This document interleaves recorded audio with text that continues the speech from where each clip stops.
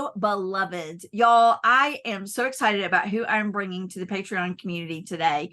I'm here with my dear friend, Sara Deacon. She is the adulting coach. And as we were talking about pre-interview, what is a greater metric or measure of adulting than graduating fully debt-free and thinking about that trajectory? And so I have long been a fan of Sara's, and I reached out and basically begged, hey, can you please come up here and please let me interview you for the Patreon community? And she has graciously agreed, and I am delighted. So with that, welcome, Sara Deacon. Tell us all the things. Oh, thank you, DrRoz. I'm such a fan of yours as well. I love your bright colors and your bright personality, and I think what you're doing is so important.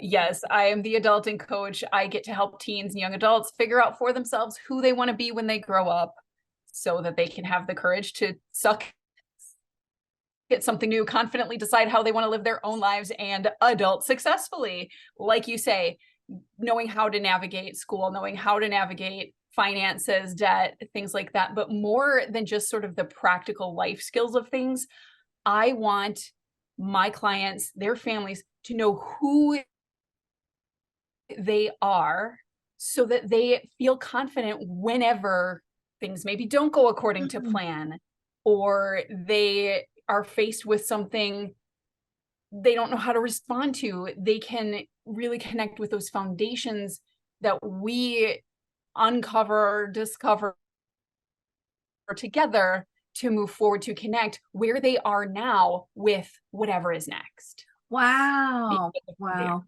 Wow. So as many times as I've been around you and hearing what you do, I have not heard, you probably have said it, but just like with each one of us, every time we hear somebody say something, something different resonates.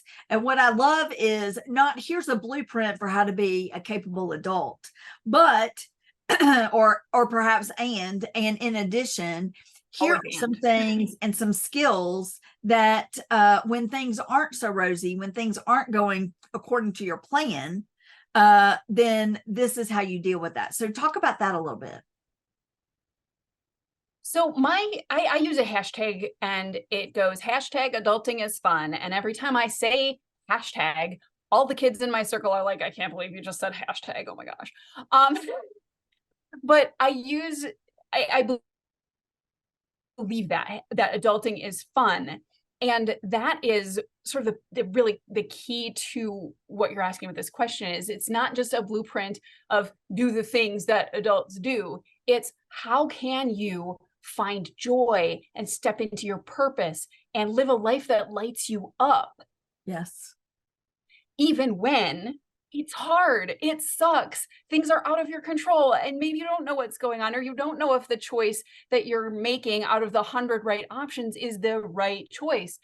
And where that intersects is the fun of adulting is in that growth, that self-discovery, that personal awareness, that life integrity. My behaviors match my values, and maybe it's not the right choice, and it is the right choice because it's the one I made. Yeah. And building that confidence. Yes. And being able to grow that way and to invite challenges and say, bring it on when we're challenged, we get to step into the fun of growth. Right. When things suck, when things are hard. Yeah. It's all about flipping the script with it. Yes. Yes, adulting is hard. Yes, you have to pay your bills, and yes, you have to do all the things to find your financial aid and your debt-free degree. Right. And there's a bigger reason, because it's part of growing into who we're meant to be. Yes, yes, yes. Even down to, and I know you use this intentionally, and I want to highlight this for our audience, even down to I have to versus I get to. Even that is so critical. How do you help them flip that script? How do you help them, with that reframing? I think it's been really interesting, because when I talk to more experienced adults, that shift is even harder to make. Even though the higher level adults they're aware that it does make a difference, or they're more aware of the, you know, the ways we trick our brains and the psychology behind it. It's a harder thing to flip and put into practice. Wow.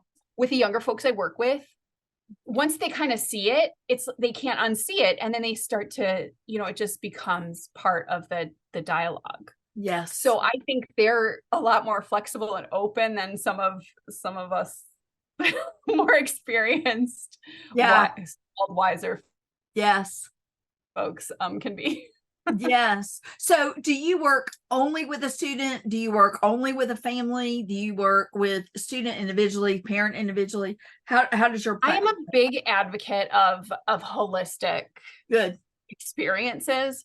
My main client is the 17, 18, 19, 20-year-olds that I work with. And most of the time it is parents sponsoring their coaching. So part of my program is regular check-ins with the parent or sponsor, the people surrounding this young person, because if what we're doing in our sessions, they're making progress, they get it, they understand it, they're making changes and seeing shifts in their confidence and courage and the awareness that we're bringing.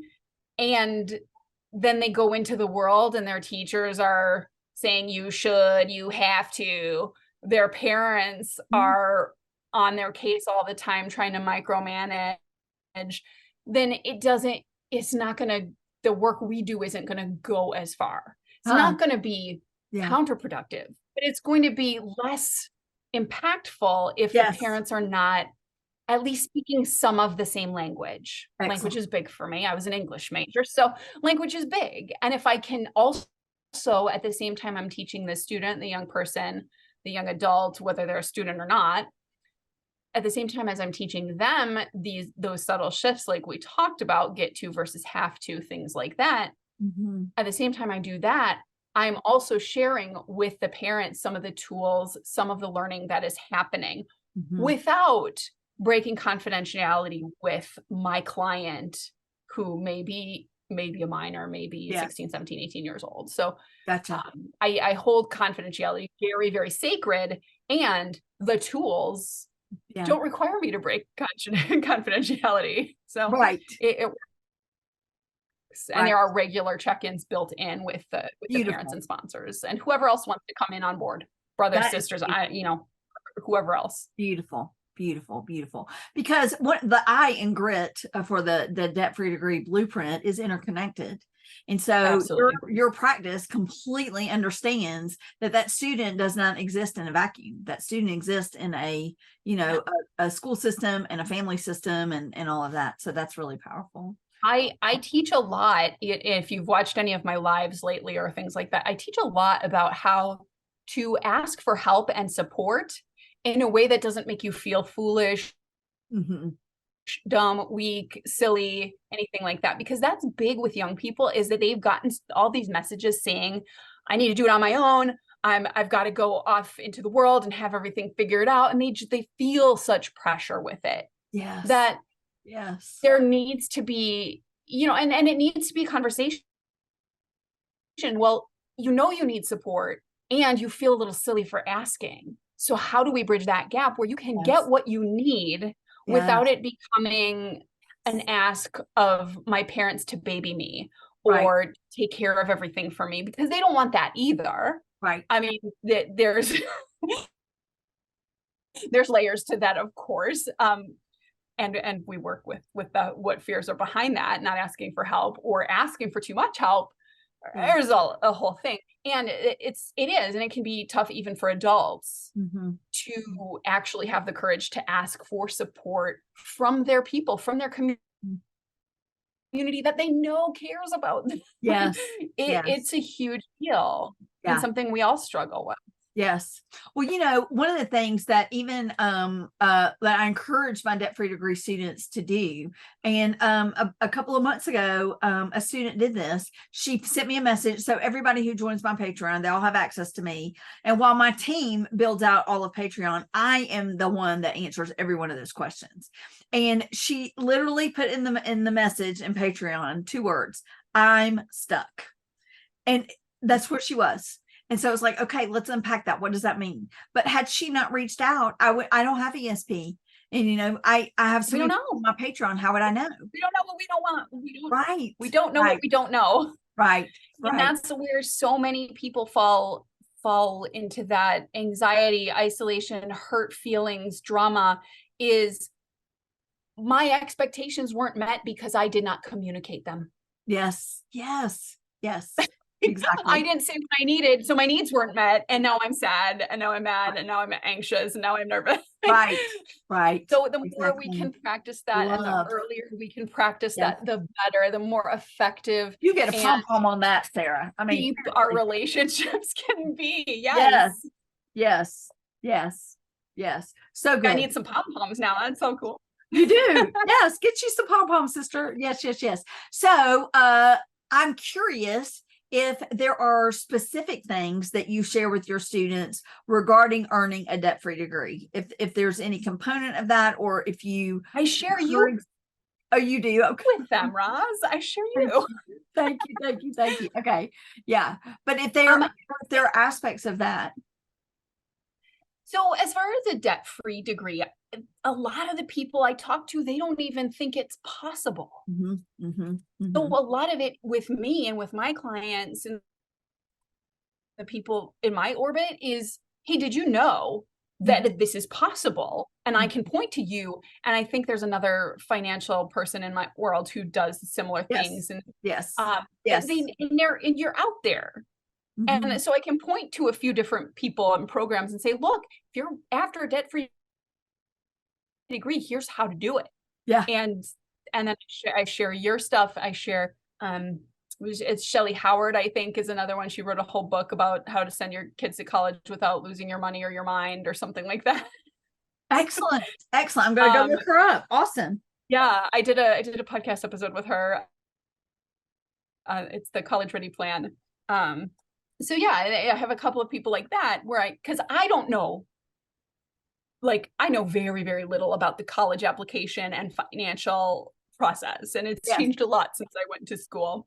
I have a sophomore in high school, so I'm sure, we may get there eventually, but he's not sure he wants to go to college. So we're taking it one day at a time. Right. And I learn from my clients. I learn from their parents, what they're going through and what they're looking at financially, but that's not my lane. That's not my area of expertise. So when it comes to things like that, if it gets brought up, I point to you, I point to your Patreon, I point to your content, and then they because that's the huge thing is it goes back to the mindset stuff I work with the kids and parents, is they don't believe that it's possible for them to have the life they want or to be the kind of person they want. And the first step of that is seeing people who are doing it, seeing evidence, finding the proof of concept that this is possible. Yes. And it's the same with the free degree, is introducing this idea that it is possible to go to school, to get a degree, to get a doctorate, without going into debt. Right. Exactly. And while I appreciate the plug, so thank you. That was not a question to ask for a plug. It is also answering that you're addressing that mindset, because that's why. So I'm in the midst of writing my book I'm recording this in August of 2023. So in the midst of writing the book, but then my 2024 goal, my top goal will be a club, a debt-free degree club at every middle school and high school in the nation. And people often ask, well, why wouldn't you start with high schools and not middle schools? I want to catch them in middle school, because there's a mindset shift that needs to happen. And there's some intentionality in planning for high school that impacts college. And a lot of people don't understand that. I mean, you can earn scholarships in middle school. There are scholarships. A friend of mine is a scholarship. He's the overseer of a scholarship, and it's only available to someone who has been a part of his program for 8 semesters. Well, if you don't know that in middle school, how can you sign up for that? How do you even know that might be coming? So all those different things. So I love I love what you and I met through Clarissa, which is the parent tween connection. And I love the synergy. I love, for those of you that are encountering me for the first time, in addition to the work that I do with DebtFreeDegree, I am also a certified trainer of nonviolence for the Martin Luther King Center. And we talk about in nonviolence how to achieve that win-win. And Sara and I very much feel that we are collaborators, that we are partners. We don't feel like we're competitors. We understand that there are 3.8 million high school students in the world. And even she's talking about, I think Alex is one of the ones in the parent tween connection that does a lot of the same things that I do, as well as the stuff that Shelly does. And it's like, we just want this information out there. And so I love your philosophy. I love the way you serve clients. Because it's such a pervasive narrative, is that if you're going to college, your parents have to sell a kidney, and or they have to put a second mortgage on the house, Yes. or you have to go into all this student debt.